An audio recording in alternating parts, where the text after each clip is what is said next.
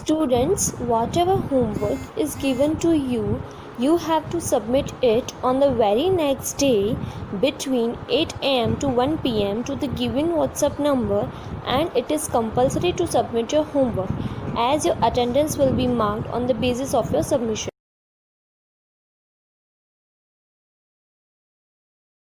Okay students, in our previous lecture we studied about the Constitution of India, then the importance of Constitution, and then the preamble. And now in this lecture we will study about the features of Indian Constitution, in which the first one we will study federalism. After that we will study the parliamentary form of government, and then separation of power.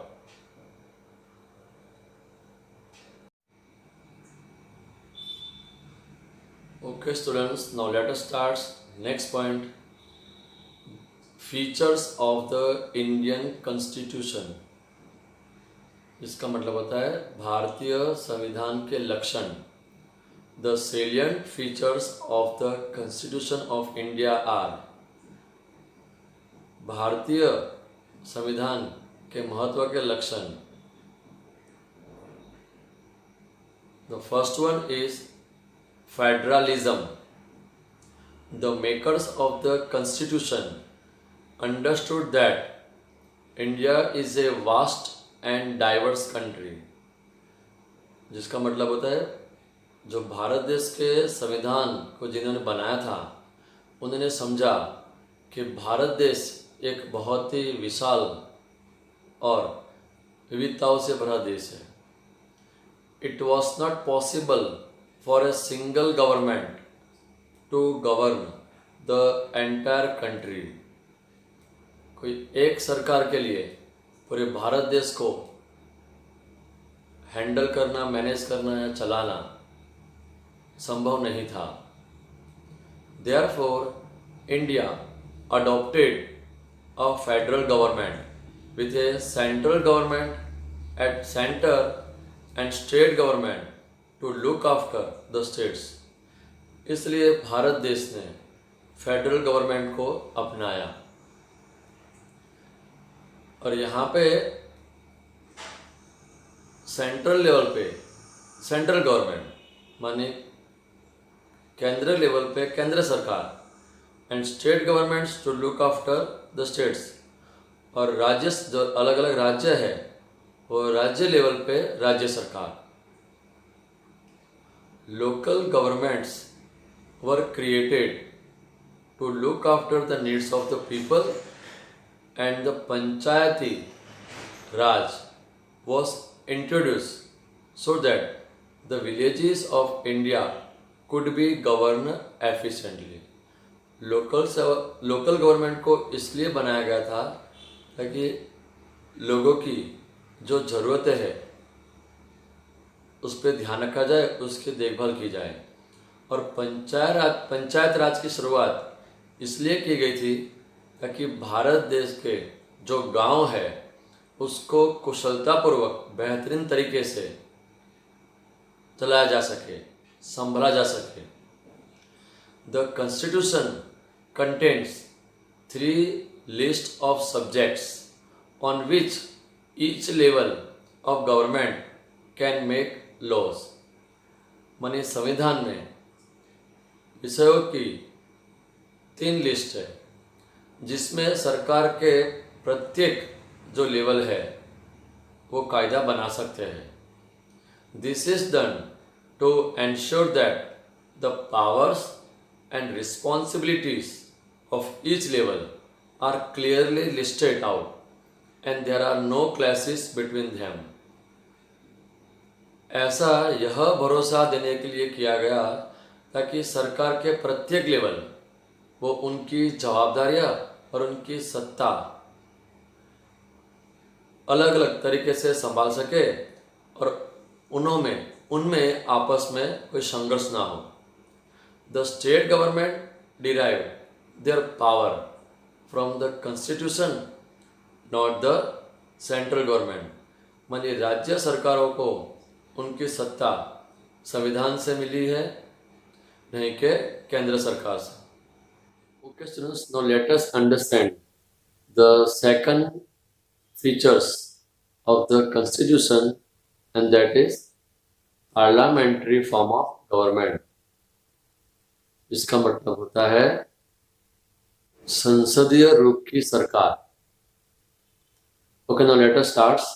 India is a representative democracy and the people exercise their power through representatives elected by them. जिसका मतलब है भारत देश एक प्रतिनिधि लोकतंत्र है. लोगों के द्वारा चुने गए प्रतिनिधियों के माध्यम से लोग अपनी शक्ति का प्रयोग करते हैं. Next line. These representatives are elected to various positions at different level in the government. यही जो प्रतिनिधि है वो सरकार में अलग अलग लेवल पे अलग अलग पोजीशन पे चुने जाते हैं. The people of India have been guaranteed universal adult franchise through which they exercise the power to elect without discrimination on grounds of caste, religion, gender, region and language. यह line का मतलब होता है कि भारत देश की जनता को यूनिवर्सल एडल्ट फ्रेंचाइज की गारंटी दी गई है, जिसके आधार पर भारत देश की जनता जाति, धर्म, लिंग, क्षेत्र और भाषा के माध्यम से जो चुनाव होते हैं वो चुनाव में अपनी शक्ति का प्रदर्शन करते हैं. There is a provision of bicameral legislature, which means that there would be two houses in the parliament. इसका मतलब होता है कि हमारे भारत देश के संविधान में बाइकैमरल लेजिस्लेचर मानी दो संसद भवन की सहूलत है, इसका नियम है. जिसका मतलब होता है कि दो हाउस वाली संसद भवन, द अपर हाउस और Rajya Sabha and the lower house और लोकसभा. यानी अपर हाउस को राज्यसभा कहते हैं और लोअर हाउस को लोकसभा कहते हैं. As the name suggest, the Rajya Sabha represent the states and the Lok Sabha represent the people.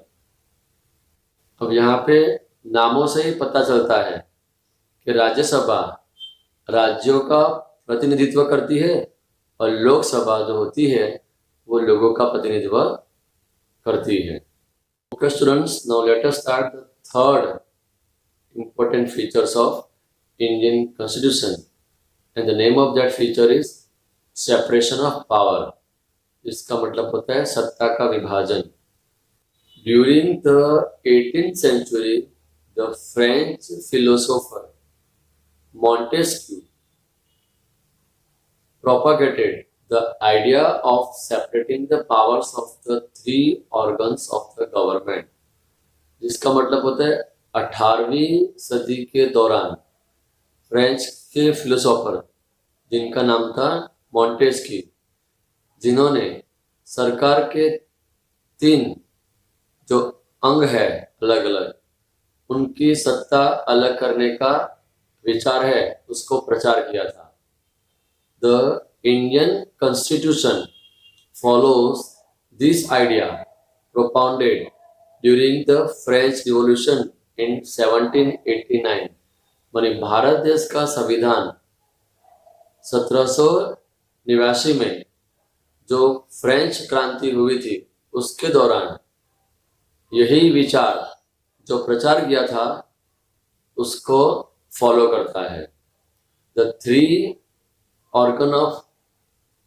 organs of government, the legislature, the executive, and the judiciary, have powers and responsibilities clearly differentiated from each other in order to ensure smooth functioning of the government.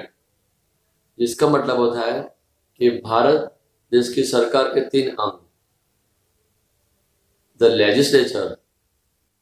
Legislature इसका मतलब होता है विधानमंडल, the executive इसका मतलब होता है कार्यपालिका, एंड द जुडिशरी इसका मतलब होता है न्यायपालिका। ये तीनों जो सरकार के अंग है उनको अलग अलग जवाबदारियां और सत्ता सौंपी गई है ताकि सरकार का जो कामकाज है वो स्मूथली और सुनिश्चित तरीके से चले। The legislature makes loss, the executive implements those loss, and the judiciary एनफोर्सेस them. Thus, the three organs work effectively in tandem with each other. इसका मतलब होता है लेजिस्लेचर है वो कायदे बनाते हैं, द एग्जीक्यूटिव उसी कायदे का पालन करते हैं, एंड द जुडिशरी ये जो कायदे बनाए हैं उसका पालन करवाता है। इस तरह सरकार के तीनों अंग मिलजुल के बेहतरीन तरीके से काम करते हैं। Okay, well students, now the remaining point we will study in our next lecture. Thank you.